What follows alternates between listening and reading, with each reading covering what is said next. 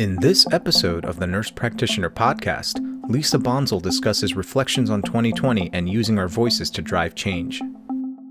Can you describe your background and current role in nursing? Hi, yes, sure. Thank you for having me today. So I'm the clinical editor for Lippincott Nursing Center, which is a professional development website for nurses and NPs in any stage of their career, from student and beyond, including all the twists and turns that a career in nursing can take. We host all the Lippincott nursing journals, as well as clinical and professional development resources. So my role is to create and present content valuable to nurses and NPs in any role or setting. My clinical background is in critical care. I was an RN in the medical ICU for many years before becoming a women's health nurse practitioner. Currently, I volunteer in a nurse and NP-run clinic for the uninsured and underinsured in my community, which has really been eye-opening. Community health is a whole different ballgame than acute care, and the need for healthcare and health education was never more evident to me than now. And more recently, I've started volunteering in our local vaccine clinics, which has really been rewarding. What has the past year been like for you? I don't think there are adequate words to describe the effects of the past year on anyone. For me, I've been really lucky to continue working in my clinical editor role. There's been a real need for nursing educational resources as nursing schools had to pivot to online formats, and nurses and NPs have been maxed out. More hours, more stress, the acuity of these patients, and the fear of the unknown. So in my role, we've really been working hard to deliver information to our members to keep them up to date on the latest research and trends and management of COVID-19, and also presenting opportunities for them to keep up their continuing education. As you know, in-person conferences have been on hold, and clinicians just haven't had the time to search for other methods to maintain their credentials. So like everyone else, we had to pivot, has that been the word of the year or what, and get creative in how we would reach nurses and NPs and meet their needs. In another respect, it's been really hard to not be at the bedside. As nurses, as nurse practitioners, we're used to running in to help when there's trouble. So it's been really tough to kind of be watching from the outside. Even the clinic where I work, we closed down for several months, except for phone consults and medication refills. So I really did feel helpless and wanting to be part of the fight and part of the solution. When we did open the clinic back up, wow, the need for education was so incredibly clear. We were screening patients at the door, and so many came in and they just had classic signs and symptoms of COVID. They would come in and just say, it's really weird. I can't smell anything anymore.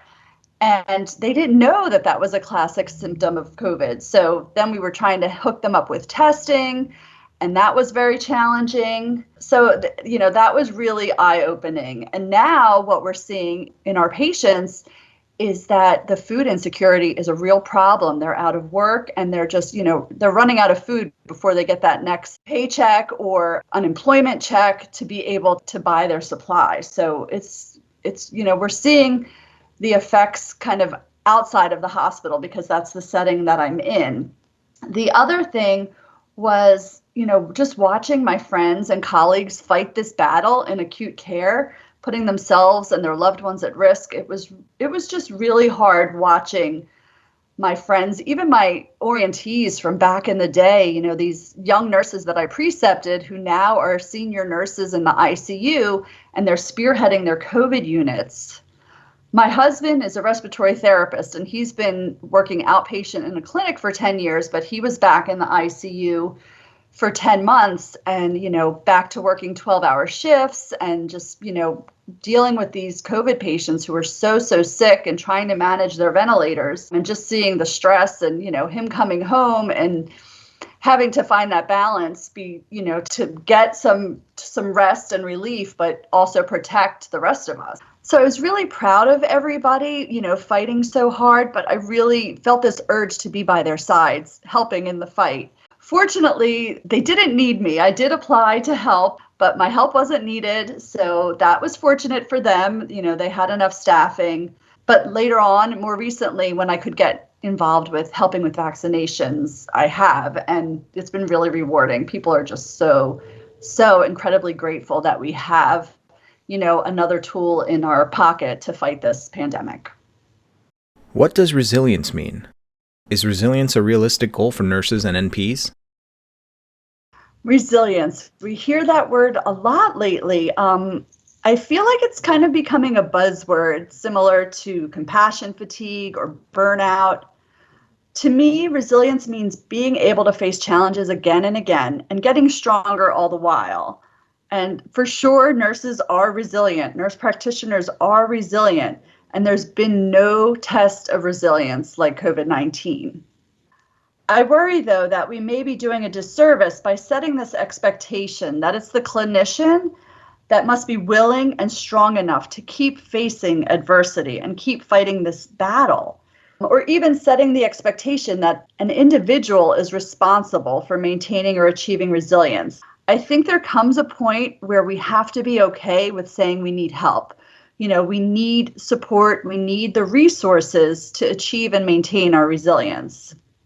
So is it a realistic goal? I think so, but not without the right resources from our institutions and administrators. I think we have to be careful using that word, along with, the terms I mentioned before, burnout, even self-care.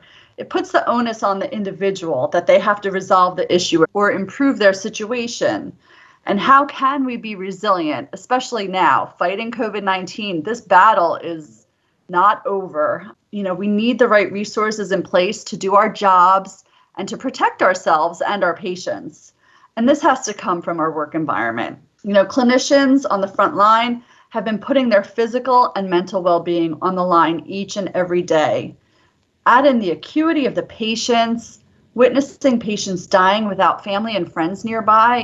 Nurses and the NPs in the units have had to be surrogate family members and stay with patients, as they're dying. And we have to become resilient. Yeah, we don't have a choice, but we need help, we need support. And then, I think about the stress of these clinicians watching people on the, I'm doing air quotes, on the outside, people who are questioning the reality of this pandemic, people who don't, are disregarding the important role that we each have to play as individuals to put an end to this pandemic.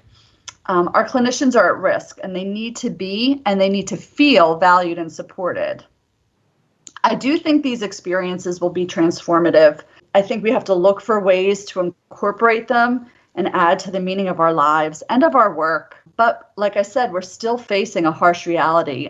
We're going to come out on the other side. Nurses are strong, we always do. But, like I said, we have to have support, resources to do our jobs correctly and safely. What advice do you have for those considering a career change in nursing or those considering a career in nursing? I absolutely love this question. There's nothing like being a nurse, like being a nurse practitioner, being able to be there for people at their most vulnerable times. I'm someone who sees it as more than a job. It really is a privilege.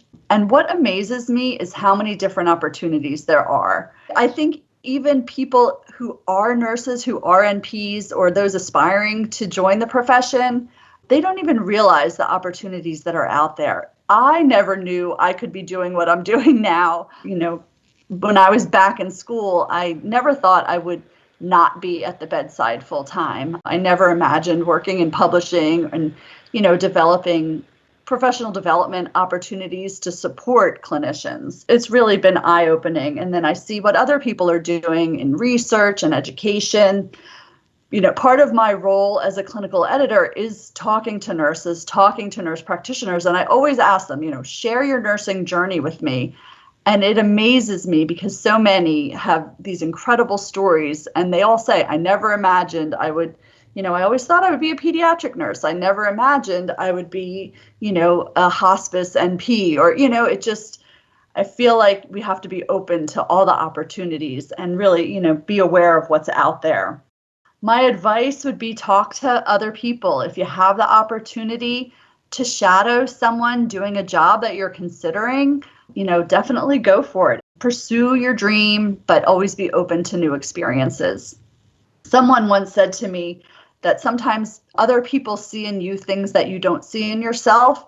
So that really stuck with me because it's true. And I never would have pursued this role as a clinical editor if someone didn't say, hey, why don't you try writing? Why don't you try getting involved in some journals or, explore that opportunity?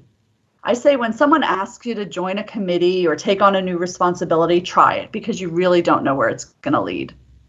How can nurses and NPs use their voices to drive change? Great question. As you probably know, nurses have topped the list for the most honest and ethical profession for decades. And this really validates our level of respect from the public. Many of us realize already how our voice resonates, especially now. The questions from family and friends seem to be pouring in. I'm constantly being asked about COVID, about vaccines. Can I travel? Should my kids go back to school? It's really evident to me that our voices are important. And I have noticed an uptick in the number of nurses and nurse practitioners who are being interviewed by the media, which is great. But I think we have to do all we can to keep up the momentum.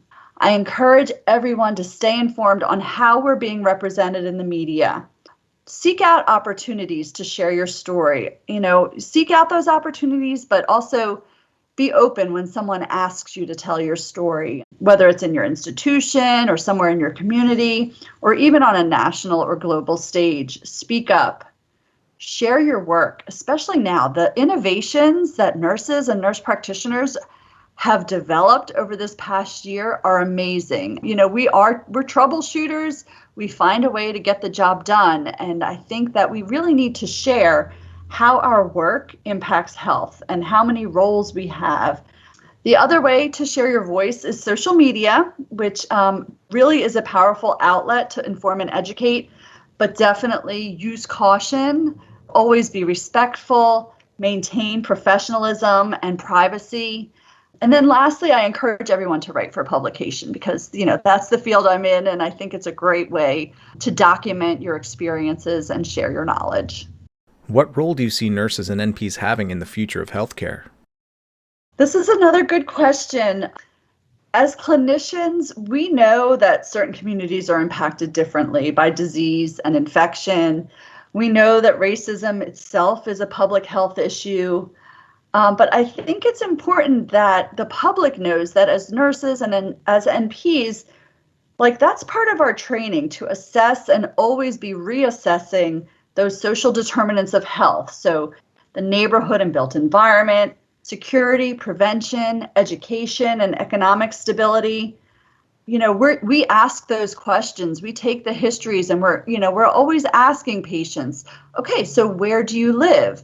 And who do you live with? And what kind of work do you do? And what's your community like? And where do you get your food? And, we're always asking, we're extending that plan of care from just the individual patient and including, their family situation, their community, all those social determinants of health. It's what we do every day. So I think that we definitely, have a role in the future of healthcare.